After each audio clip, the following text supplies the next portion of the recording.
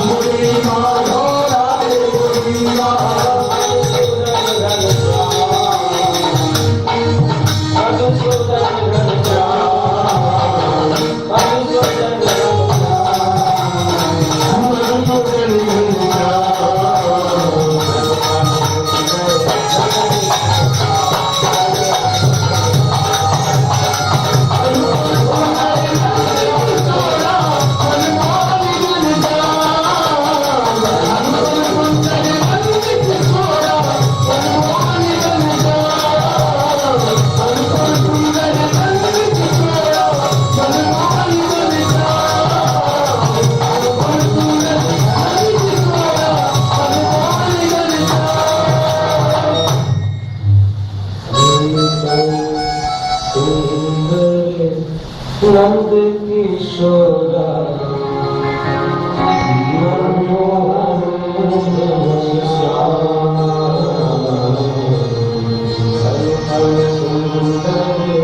नंद किशोरा मनमोहन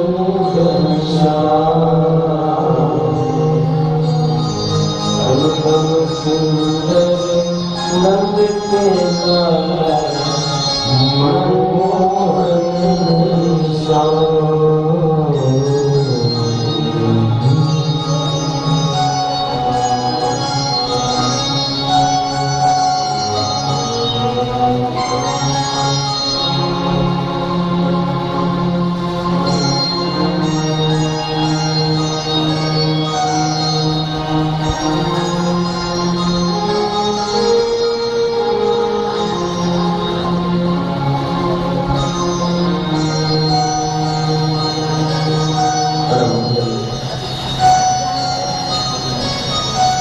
श्रीमद् भागवत भागवत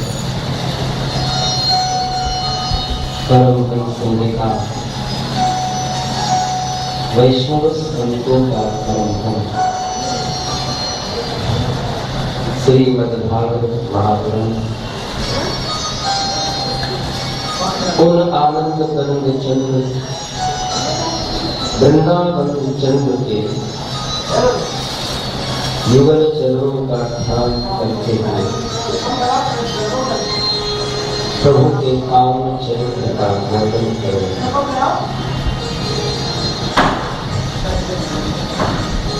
कल की कथा प्रसंग में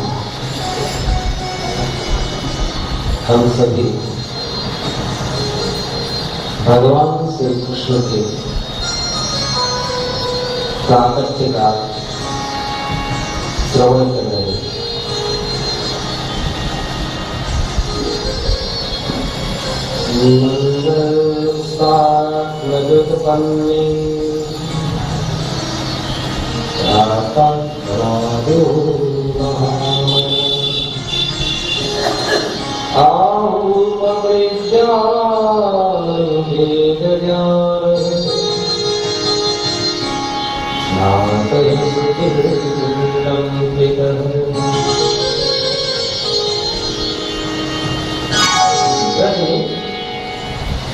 गोकुल के नंद भवन में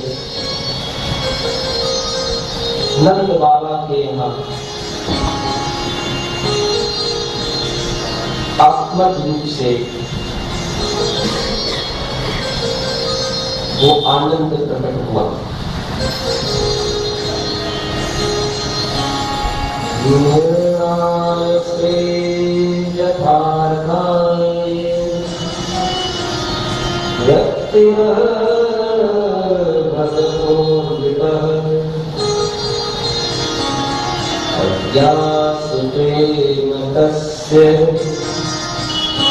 निर्गुण से गुणा।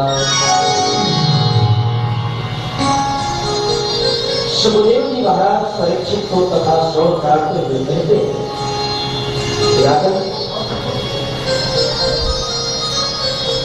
जो अवगत ब्रह्म है, जो अवगत परमात्मा है, जो निगुण है, निर्गुण है, ऐसा वो निर्गुण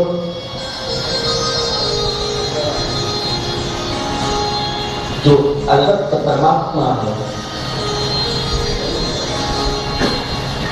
ऐसा निर्गुण निराकार अव्यक्त ब्रह्म व्यक्त हो गया।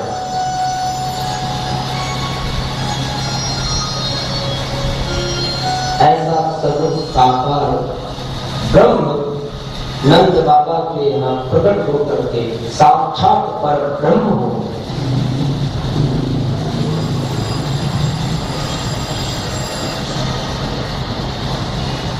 परमात्मा का जन्म नहीं,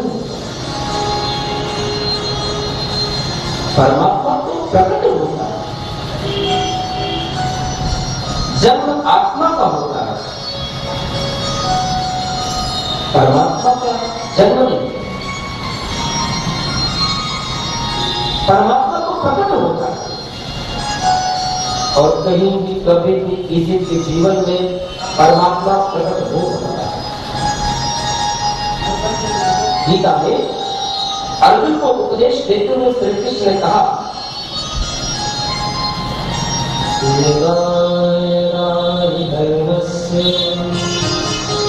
ग्लानिर्भवति भारत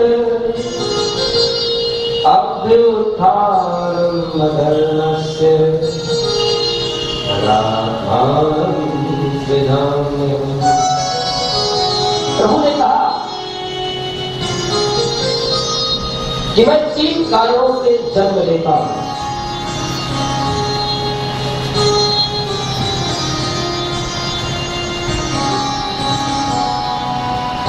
धर्म की स्थापना के लिए, शत्रुओं का संहार करने के लिए और साधु पुरुषों की रक्षा करने के लिए। आज से 5,500 वर्ष पहले श्री कृष्ण का प्राकट्य हुआ। श्री कृष्ण प्रकट हुए, लेकिन आज भी हमारे जीवन में श्री कृष्ण है, कहीं गए नहीं। आज भी श्री कृष्ण हमारे जीवन में है। लोग पूछते हैं कि क्या श्री कृष्ण भगवान प्रकट हो सकते हैं? क्या श्री कृष्ण भगवान आज भी प्रकट है? अरे जो अव्यक्त है वही व्यक्त हो सकता है। जो अव्यक्त परमात्मा है वही परमात्मा व्यक्त होकर हमारे जीवन में प्रकट हो सकता है। लेकिन भगवान ने जो 3 कारण बतलाए, जरा ध्यान से इस बात को समझे। ये ध्यान देने की बात है। हम सभी जानते हैं,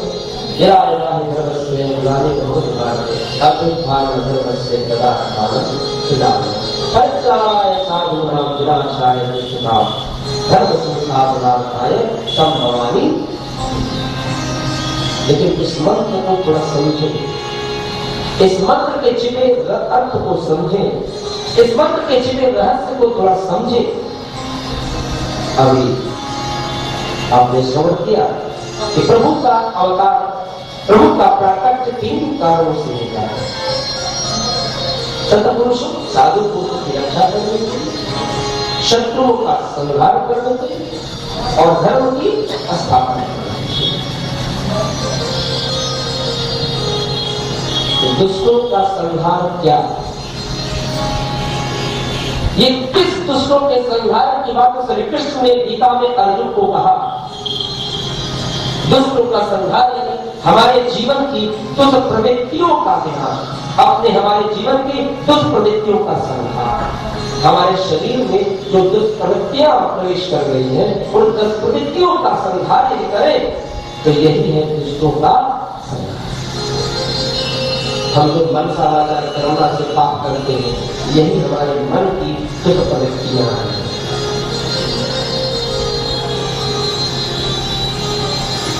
और इन दूषित विचारों का त्याग ही शत्रुओं का संहार है। दूषित मनो कह से दुश्मन, हमारा दूषित मन,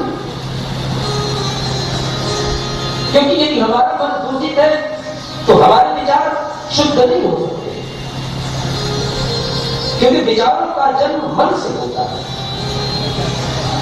और मन के अनुसार इंद्रियां कार्य करती हैं। जो कुछ भी हम सोचते हैं तो पहले हम मन में सोचते हैं और उसी के पश्चात मन के अनुसार हमारे मस्तिष्क में वो विचार उत्पन्न होते हैं। तो मन का संबंध विचारों से है और विचारों का संबंध आपकी इंद्रियों से है। तो अपने मन को शुद्ध रखो, अपने विचारों को पवित्र रखो, यही है दुष्टों का संबंध।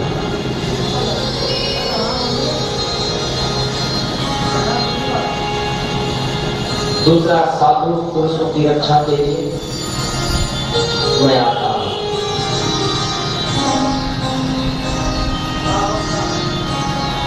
और भगवान ने कहा कि दुष्टों का संहार मेरे द्वारा होता है। निश्चित यदि आपके मन में दूषित विचार समाप्त हो जाएंगे, अगर दूषित भावनाएं आपकी समाप्त हो जाएंगी, तो जरूर आपके हृदय में मेरे कृष्ण प्रकट हो जाएंगे। लेकिन जब तक आपके हृदय में, आपके मन में दूषित विचार होंगे, तब तक परमात्मा का प्राकट्य आपके हृदय में नहीं होगा। शराब पीने वाला व्यक्ति, जुआ खेलने वाला व्यक्ति, अय्याशी करने वाला व्यक्ति मेरे मंदिर में आए ये सोचकर कि प्रभु हमसे प्रसन्न होंगे, उसके पंचामृत, उसके पुष्प, उसकी मिठाई, उसके पदार्थों से भगवान प्रसन्न होंगे, तो ये उसकी मूर्खता है। प्रभु इसे कभी पसंद। अच्छी तरह से गांठ बांध होगा कि आपके भूख की आवश्यकता पूर्व की नहीं, आपके दीप की आवश्यकता पूर्व को नहीं, आपके नैवेद्य की आवश्यकता पूर्व नहीं। यदि आवश्यकता पूर्व है आपके दूषित विचारों की, तांबूल पुष्प नैवेद्य अर्पण करने से वो प्रसन्न बिल्कुल नहीं होते। मैंने आपको परसों ही कथा बताया था कि परमात्मा की प्राप्ति के 3 मार्ग हैं, ज्ञान मार्ग, भक्ति मार्ग और तीसरा कर्म मार्ग।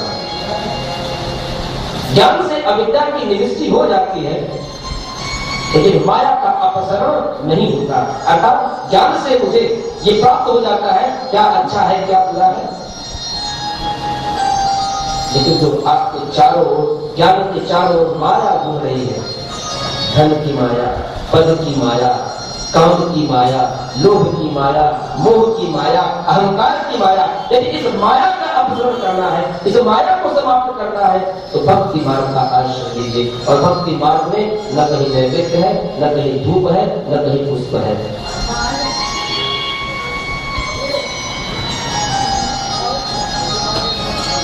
यदि आपके मन से दुष्प्रवृत्तियों का संहार हो गया, आपके हृदय की दुष्प्रवृत्तियां भी मिट गई, तो भगवान का प्राकट्य होगा।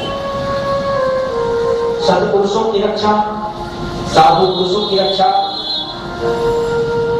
जब हमारे मन में दुष्प्रवृत्तियों का संहार हो जाएगा, हमारे मन की जब दुष्प्रवृत्तियां समाप्त हो जाएंगी, हमारे मन के बुरे विचार समाप्त हो जाएंगे, तो सद विचारों का उदय होगा। और सद विचारों का उदय ही ये है साधु पुरुषों की रक्षा। प्रभु कहते हैं कि जिसके हृदय से, जिसके मन से को विचार निकल गए, जिसके मन से दुष्प्रवृत्तियां समाप्त हो गई, तो उसके हृदय में सद्विचारों का उदय होता है और वो सद्विचार उसके हृदय में बना रहे, यही है सत्पुरुषों की रक्षा। प्रभु हमेशा उसी की रक्षा करते हैं जिसके हृदय में सद्विचारों का उदय होता है। जिसके हृदय में अच्छे विचार करके, ये मेरी माँ है, ये मेरी बेटी है, ये मेरी बहन है, और ये विचार ऐसे नहीं हृदय में, या आप वापस सुनिए और विचार में रहने। विद्यालय में आप जाएंगे तो आप थ्योरी करते हैं तो प्रैक्टिकल भी करना पड़ता है। क्यों? इसलिए कि जो थ्योरी पढ़ा है, अगर ये थ्योरी आपके जीवन में आ गई, इसको कैसे करोगे आप?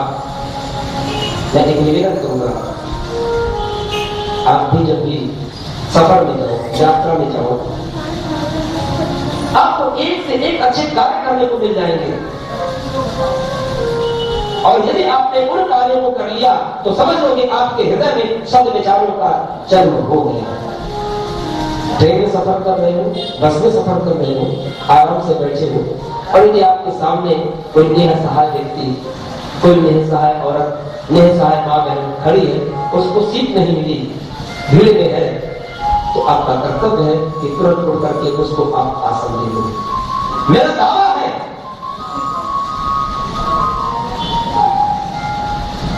कि अगर वो उस आसन पर बैठ गई तो आपको अपने हृदय से दुआएं ही देगी,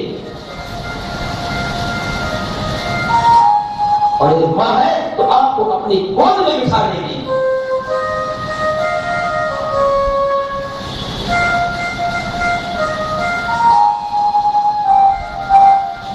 और जिस दिन आपने ये कर लिया, समझिए आपके हृदय में सद्विचार उत्पन्न हो गए, सद्विचारों का उदय हो गया, सद्विचारों का जन्म हो गया।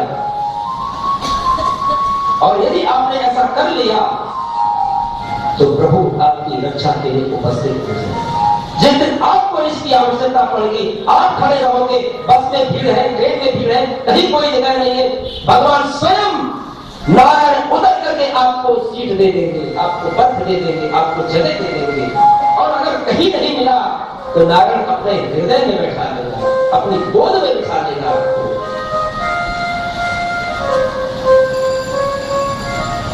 यही है साधु पुरुषों की रक्षा।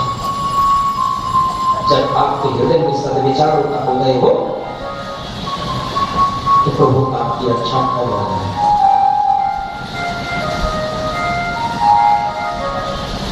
और स्वधर्म का पालन, धर्म संस्थापना,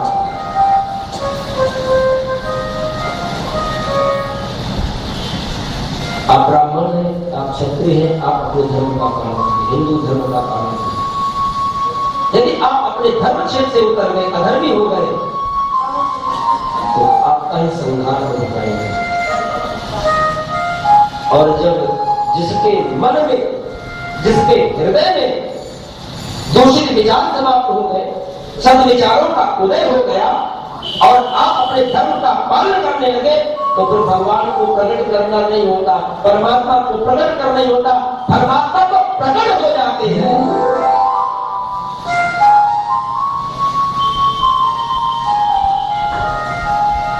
कृष्ण कहीं गए नहीं, कृष्ण आज भी प्रकट है।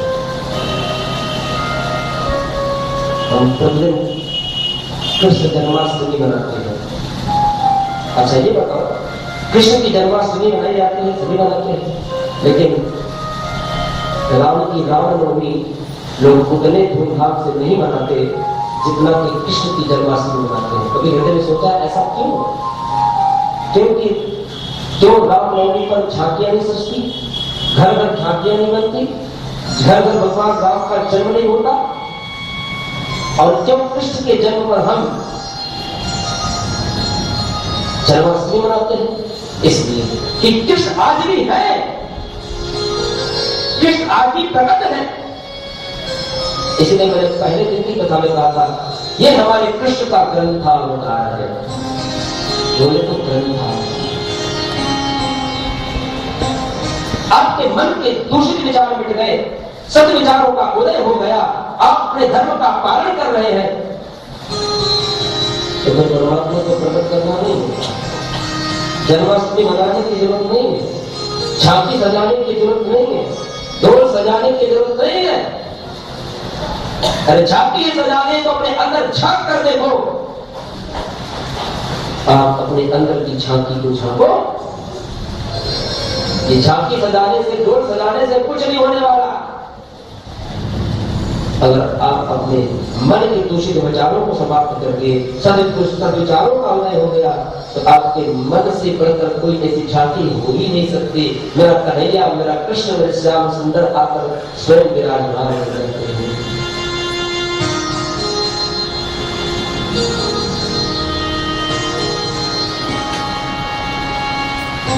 नंद बाबा के यहाँ आत्मा रूप से एक अव्यक्त ब्रह्म व्यक्त हुआ।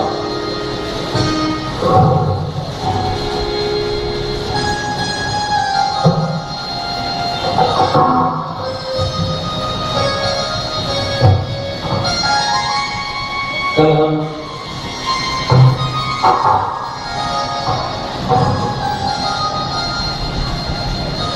3.5-4 घंटे कथा हुई, आधा पौन घंटा कीर्तन हुआ और आधे घंटे या पौन घंटे हम लोगों ने नृत्योत्सव मनाया। लेकिन गोकुल में जब भगवान कृष्ण का प्राकट्य हुआ था, तब भगवान कृष्ण प्रकट हुए थे। ये भागवत है कि 2-4 घंटे नहीं, 2-4 दिन नहीं, कई महीनों तक दंडोत्सव होता रहा, कई महीनों तक उत्सव चलते रहे।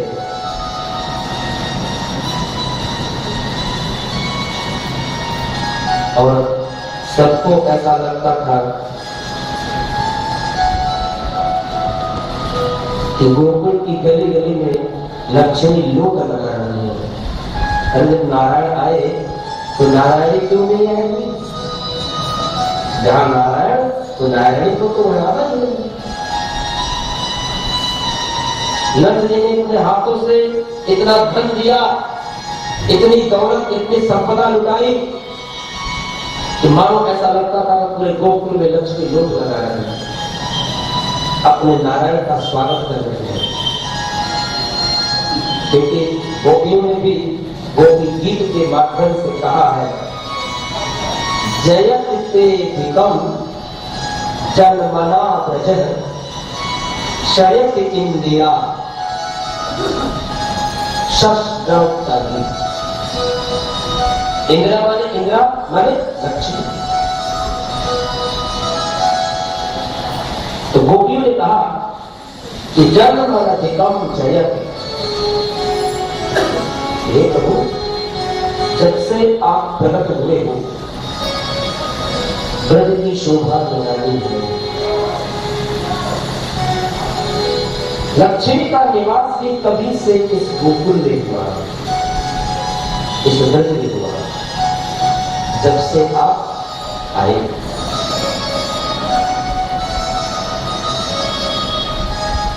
लक्ष्मी कैसे आती है? माता जी बात करेंगे। लक्ष्मी कैसे आती है? हम लोग दीपावली मनाते हैं, क्यों मनाते हैं? लक्ष्मी को बुलाने के लिए। अच्छा बताओ, किसी ने लक्ष्मी को आते हुए देखा आज तक? दीपावली नहीं मनाते हैं। और जिसने लक्ष्मी को आते हुए देखा हो हाथ ऊपर बताओ। इतने लोग बैठे हो, किसने लक्ष्मी को आते हुए देखा है? और दीपावली हम हर साल मनाते हैं।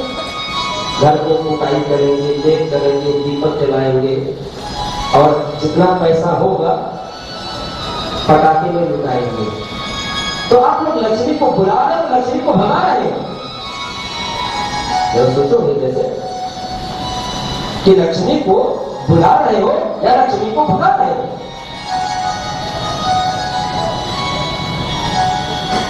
आप व्यय और व्यय दो चीज होती है। हम लक्ष्मी यदि हम जरूरत की चीजों पर व्यय करें तो व्यय है, और अगर हम फिजूल पर व्यय कर रहे हैं तो अपव्यय है। खुशियां मनानी है अगर, तो एक दो पटाखे से भी काम हो सकता है, लेकिन हम पटाखे ऐसे जलाते हैं कि पूरे सड़क के रास्ते को रोक देते हैं।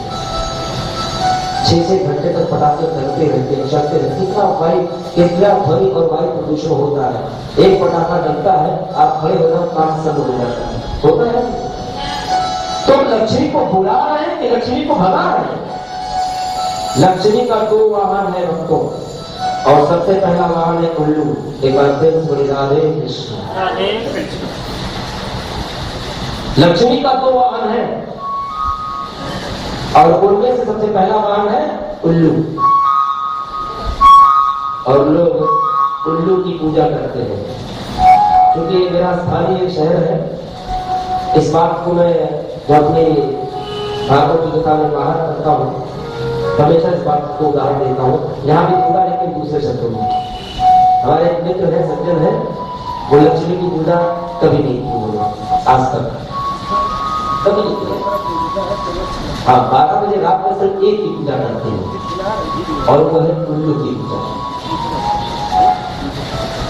एक दिन पूछा मैंने, भाई आप उल्लू की पूजा क्यों करते हो? क्या मैं लक्ष्मी को नहीं पूजा करता, मैं मालिक की पूजा नहीं, मैं ड्राइवर की पूजा करता हूँ। क्योंकि ड्राइवर की पूजा करूंगा तो ड्राइवर को अपनी कार ले जाके एक बार वहां खड़ी कर देगा जरूर। तो ड्राइवर को अपने कब्जे में लो, लक्ष्मी स्वयं कब्जे में आ जाएगी। अरे देखो, हमेशा इस बात को याद रखो कि यदि लक्ष्मी उल्लू से बनकर आएगी तो उल्लू ही बनाकर जाएगी। एक बार प्रेम से बोले राधे कृष्ण, राधे कृष्ण, राधे कृष्ण, राधे कृष्ण। उल्लू पे यदि लक्ष्मी आएगी तो आपको एक दिन उल्लू बना के ही जाएगी। अरे लक्ष्मी को बुलाना है तो लक्ष्मी को दूसरे वाहन से बुलाओ, और लक्ष्मी का दूसरा वाहन है गरुड़। लक्ष्मी यदि गरुड़ से चलकर आएगी तो अकेले नहीं आएगी। नारायणी अगर गरुड़ से आएगी तो नारायण साथ आएंगे, विष्णु के साथ लक्ष्मी को बुलाओ। इसलिए दीपावली पे गणेश लक्ष्मी की मूर्ति के साथ साथ आप नारायण और नारायणी की मूर्ति को अवश्य लो।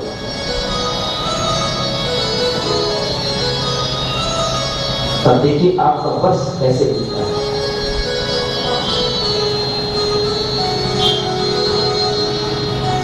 तो उल्लू से चलकर लक्ष्मी आएगी तो उल्लू ही बना के जाएगी। इसलिए उल्लू वाली लक्ष्मी की पूजा कभी मत करना। जब भी करना तो विष्णु वाली लक्ष्मी की पूजा करना, गरुड़ से आने वाली लक्ष्मी की पूजा करना।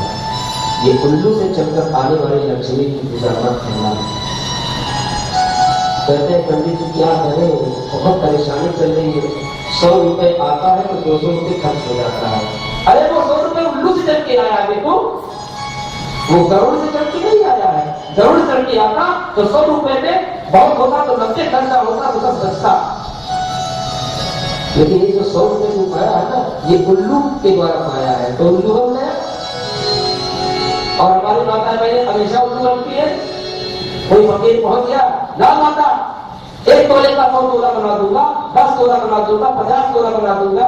अरे देखो, चेक लेके बैंक जाएगा तो तेरे खाते में जब पैसा होगा तभी तो बैंक वाला तुझे पैसा देगा।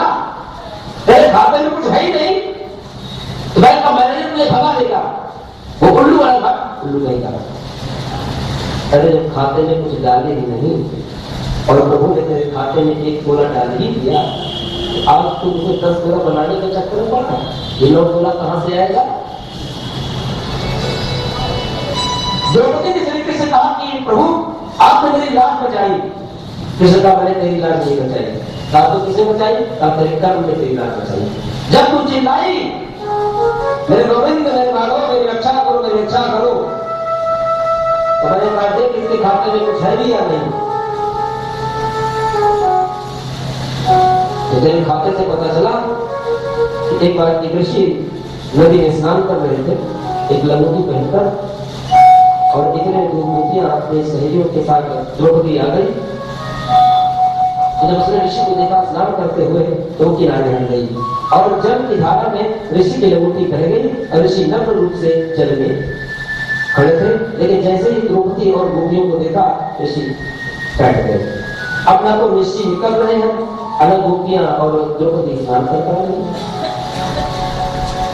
काफी देर बीत जाने के पश्चात ऋषि को द्रौपदी ने कहा ईश्वर आप कृपया जल से बाहर आए, हम लोग को स्नान करना है। कहीं बेटी मैं तो जल से बाहर आ जाऊं। तो ये क्या करे, मेरी एक पतली सी कन्या थी, वो जल की धारा में बह गई और अपने आप को ढक नहीं सकता है। तो द्रौपदी ने सोचा कि मेरे सर से पांव तक ये बस लथक रहे हैं धरती पर, और एक ऋषि जिसकी एक पतली सी कन्या। तो द्रौपदी ने अपनी झट अपनी चुनरी डाल दी और ऋषि उस चोरी को भयंकर मारा गया। श्री कृष्ण की उंगली में जब चोट लगी तो एक पटरी ही तो बाजू भी मिलती है।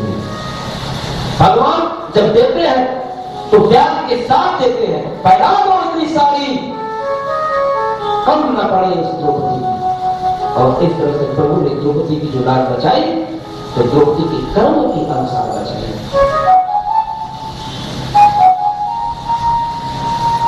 यदि आपके कर्म दूषित है तो आप मुसीबत में, परेशानी में कभी प्रभु की रक्षा के पात्र नहीं बन सकते। अच्छी तरह से ध्यान दीजिए कि जो आपने जिसके साथ किया है वही आपके साथ भी आएगा। बोया फिर बबूलता तो आम कहां से खाएगा।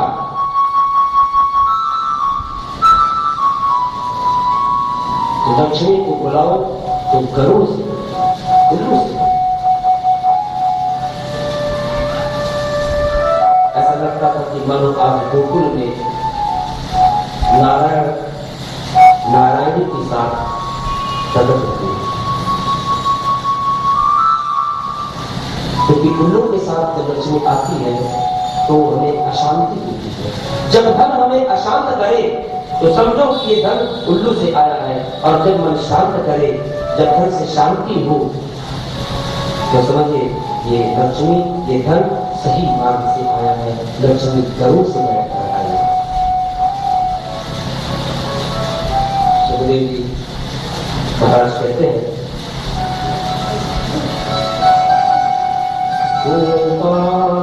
गोकुल रक्षा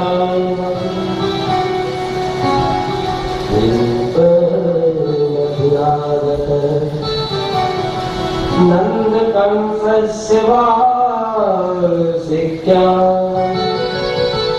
परम धातुं पुरधर।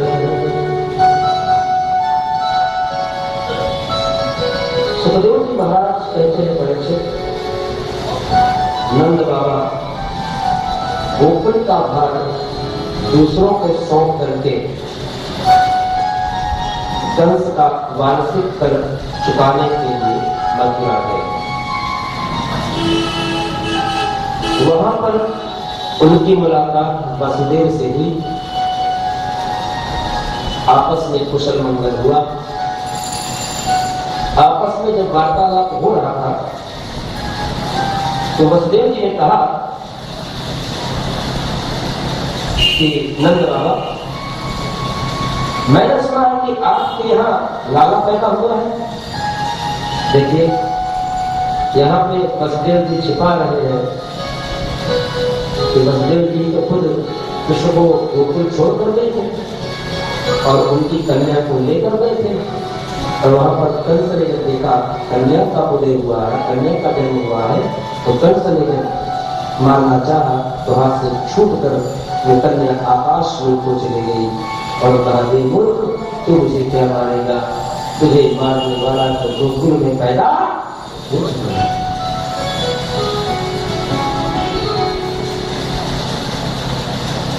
तो वसुदेव जी ने बड़ी सफाई से कहा कि हाँ नंदी, आपका लाला बिल्कुल ठीक है।